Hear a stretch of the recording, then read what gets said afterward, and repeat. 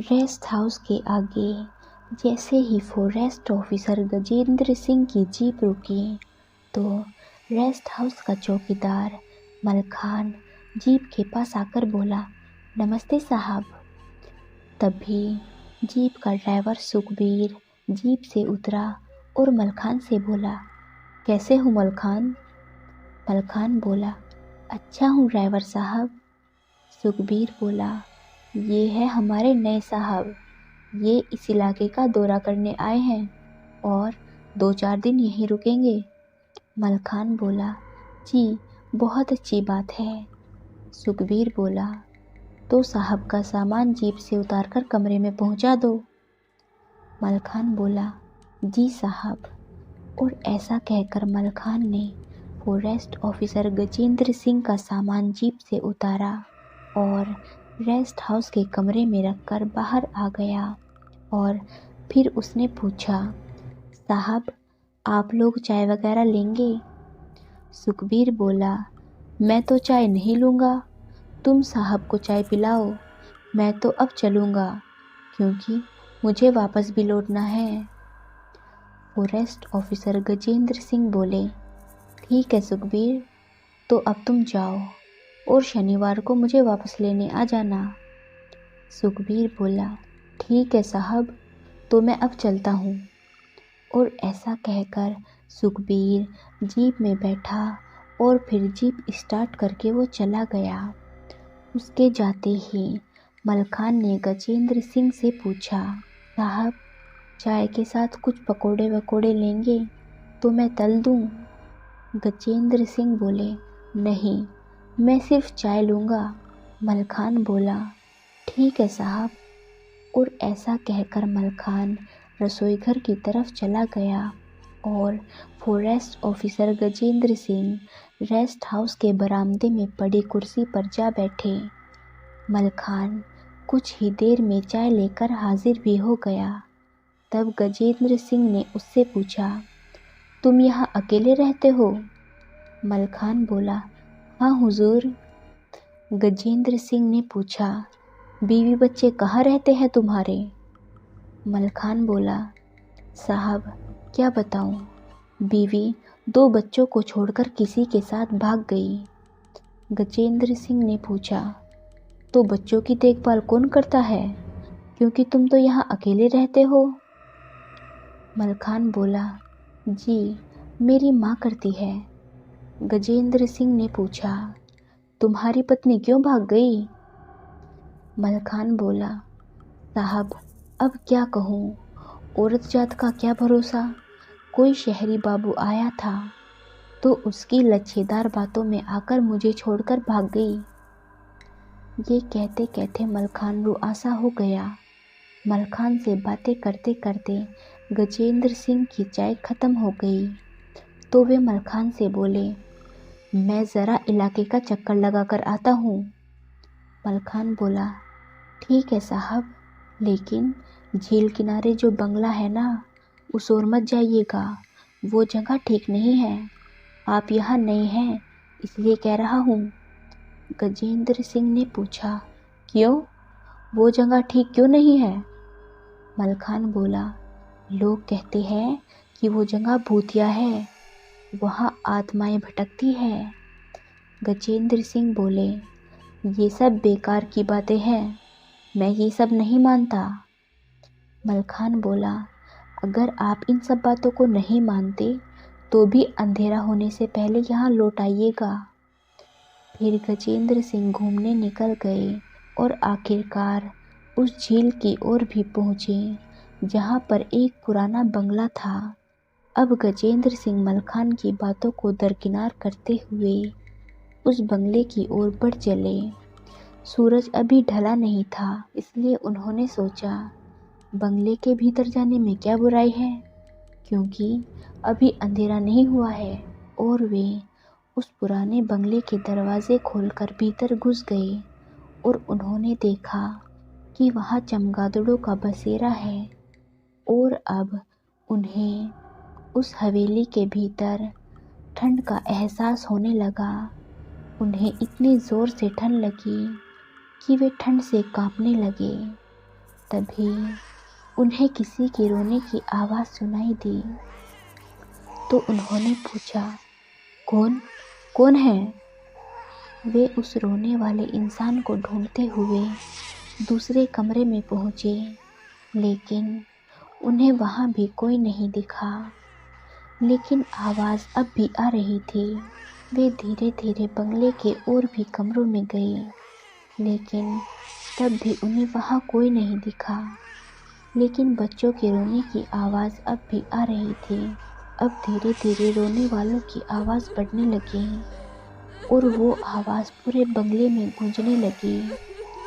फिर वे रोने वाले बच्चों की आवाज़ें इतनी तेज़ हो गई कि गजेंद्र सिंह को लगा कि उनका सिर फट जाएगा और वे अपने दोनों कान अपने दोनों हाथों से बंद करके वहाँ से पूरा दम लगाकर भागे और रेस्ट हाउस पहुंचकर ही दम लिया। वे बहुत डरे हुए थे। तो मलखान ने पूछा, साहब क्या हुआ? गजेंद्र सिंह बोले, कुछ नहीं, बहुत थक गया हूँ, मुझे अब आराम की ज़रूरत है। मैं अब अपने कमरे में जा रहा हूँ, हाथ मुँह धोकर थोड़ा आराम करूँगा और जब रात का खाना तैयार हो जाए तो मुझे तुम जगा देना। मलखान बोला, जी साहब।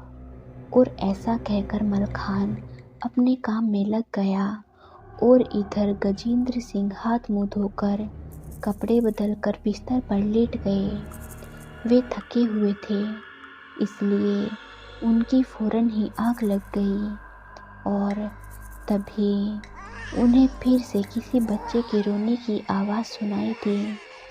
तो उनकी आँख खुल गई। उन्हें वो आवाज़ खिड़की के बाहर से आ रही थी। तो वे डरे सहमे से अपने बिस्तर से उठे और खिड़की के पास गए और उन्होंने खिड़की से झांककर देखा तो उन्हें कोई नहीं दिखा सिवाय अंधेरे के। तो फिर वे अपने बिस्तर की ओर आने लगे तो खिड़की के बाहर से सर्द से दो घिनौने हाथ अंदर आए और उन हाथों ने उनकी गर्दन को ज़ोर से दबोच लिया। वे अब चिल्ला नहीं पा रहे थे और उनका दम घुटा जा रहा था। उन्होंने अपनी गर्दन को उन घिनौने हाथों से छुड़ाने की बहुत कोशिश की और आखिरकार वे कामयाब हो गए और फिर उनकी आँख खुल गई। तब उन्होंने सोचा, ओह अच्छा, ये एक सपना था। गजेंद्र सिंह जी खुद को संभालने की कोशिश कर ही रहे थे कि इतने में मलखान ने उनके कमरे के बाहर से आवाज़ लगाई, साहब खाना तैयार है। गजेंद्र सिंह बोले, आ रहा हूँ। और फिर ऐसा कहकर गजेंद्र सिंह ने अपने चेहरे का पसीना पोंछा और बिस्तर से उतरकर उन्होंने अपनी स्लीपर पहनी और बाहर बैठक में आए, जहां मलखान पहले ही टेबल पर खाना लगा चुका था। गजेंद्र सिंह ने वहीं लगे वॉश बेसिन में अपने हाथ धोए और खाने की टेबल पर आ बैठे। तभी मलखान ने उनकी प्लेट में खाना लगा दिया और गजेंद्र जी खाना खाने लगे। वे खाना तो खा रहे थे, लेकिन उनका ध्यान तो कहीं और ही था। इसलिए मलखान ने पूछा, क्या हुआ साहब, खाना अच्छा नहीं बना क्या? गजेंद्र सिंह जी बोले, नहीं, ऐसी बात नहीं है मलखान, मेरा ध्यान किसी और चीज़ पर था। आज जो मैंने महसूस किया वैसा शायद कभी भी महसूस नहीं किया। मलखान बोला, क्या हुआ साहब, कहीं आप झील के किनारे वाले बंगले पर तो नहीं चले गए थे? गजेंद्र सिंह बोले, हाँ, मैं वहीं चला गया था। मलखान बोला, मैंने मना किया था ना साहब कि वहाँ मत जाइएगा, अब आपने खुद के लिए मुसीबत खड़ी कर ली। गजेंद्र सिंह ने पूछा, ऐसा कौन सा रहस्य है उस बंगले में? मलखान बोला, साहब पहले आप खाना खा लीजिए, फिर मैं आपको उस बंगले की कहानी सुनाता हूँ। गजेंद्र सिंह जी बोले, ठीक है। और फिर ऐसा कहकर गजेंद्र सिंह जी ने शांत मन से खाना खाया। और उनके खाना खाने के बाद जब मलखान ने भी खाना खा लिया तो मलखान उनसे बात करते हुए बोला, साहब वो 100 साल पुराना बंगला है, वहाँ एक अंग्रेज़ अफसर रहा करता था जो आपकी तरह फॉरेस्ट ऑफिसर था। गजेंद्र सिंह ने पूछा, फिर क्या हुआ था उस ऑफिसर के साथ? तब मलखान ने अंग्रेज़ फॉरेस्ट ऑफिसर की कहानी सुनानी शुरू की। साहब ये उस समय की बात है जब भारत में अंग्रेज़ों का राज था। इस इलाके में भी रॉबर्ट नाम का गोरा अफसर फॉरेस्ट ऑफिसर बनकर आया था और वो यहाँ के इलाकों में रहने वाले लोगों पर बहुत ही ज़्यादा जुल्म करता था। यहाँ के लोगों की रोजी रोटी का साधन यहाँ के जंगल हुआ करते थे। इन जंगलों से उन्हें शहद, जड़ी बूटियाँ और पेड़ों की छाल मिल जाती थी जो उनके काम आती थी और उसे बेचकर वे अपना गुजारा करते थे। लेकिन रॉबर्ट को ये मंजूर नहीं था। जिसे भी वो इस जंगल के कानून को तोड़ता हुआ देख लेता तो उसकी कोड़ों से पिटाई करवाता था, लकड़ियों से भरी बैलगाड़ियाँ खिंचवाता था और वो ना जाने कितने ही लोगों को गोली मारकर मौत के घाट उतार चुका था। पूरे इलाके में उसकी दहशत थी।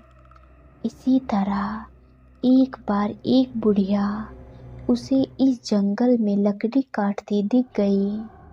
उस बुढ़िया के साथ उसके दोनों पोते भी थे जो उम्र में 5 और 7 साल के थे। तो उस गोरे अफसर ने उस बुढ़िया की कोड़ों से पिटाई करवाई और इतनी करवाई कि वो बुढ़िया मर गई और उसके दोनों पोतों को उस बंगले के तहखाने में बांध दिया। और उन दोनों बच्चों ने रो रो कर भूख प्यास के कारण 2 ही दिन में अपने प्राण त्याग दिए। और फिर उस गोरे अफसर के जुल्म से तंग आकर उस बुढ़िया के बेटे ने एक रात उस बंगले में घुसकर गोरे अफसर और उसकी पत्नी मारिया की गर्दन कुल्हाड़ी से उड़ाकर अलग कर दी और उसके बच्चों को भी उसी तरह मारा जैसे कि उसने उसके बच्चों को मारा था। फिर अंग्रेज़ी पुलिस ने उस बुढ़िया के बेटे को गिरफ्तार कर लिया और उसी बंगले के बगल में लगे पेड़ पर इलाके के लोगों के सामने फांसी लगा दी ताकि इस इलाके के लोग दहशत में रहे और फिर कोई अंग्रेज़ी हुकूमत के खिलाफ आवाज़ ना उठा सके। यही है उस बंगले का रहस्य। अब गजेंद्र सिंह ने पूछा, तो फिर वे मेरे पीछे क्यों पड़ गए हैं? मलखान बोला, साहब वहाँ 100 सालों से रूहें रहती हैं और आपने उन्हें छेड़ दिया है, इसलिए वे आपके पीछे पड़ गई हैं। गजेंद्र सिंह ने पूछा, तो अब क्या होगा? मलखान बोला, कुछ नहीं होगा, बस आप उस जगह चलना जहाँ उस बुढ़िया के लड़के को फांसी लगी थी। वो पेड़ इतने सालों बाद भी सही सलामत है जहाँ उसे फांसी लगी थी। वहाँ उस पेड़ के पास जाकर उससे माफ़ी मांग लेना, फिर आपको कोई रूह परेशान नहीं करेगी। और अब गजेंद्र सिंह जी को उस बंगले का रहस्य पता चल चुका था और उन्होंने वैसा ही किया जैसा मलखान ने कहा था। उसके बाद गजेंद्र सिंह जी उस इलाके में 2-4 दिन और रहे, लेकिन उन्हें किसी रूह ने परेशान नहीं किया। आशा करती हूँ कि ये कहानी आपको पसंद आई होगी। इस कहानी पर आपकी क्या राय है, हमें कमेंट करके ज़रूर बताएं। कहानी पसंद आई है तो लाइक और शेयर करना बिल्कुल भी ना भूलें। चैनल पर नए हो तो चैनल को सब्सक्राइब ज़रूर करें। धन्यवाद।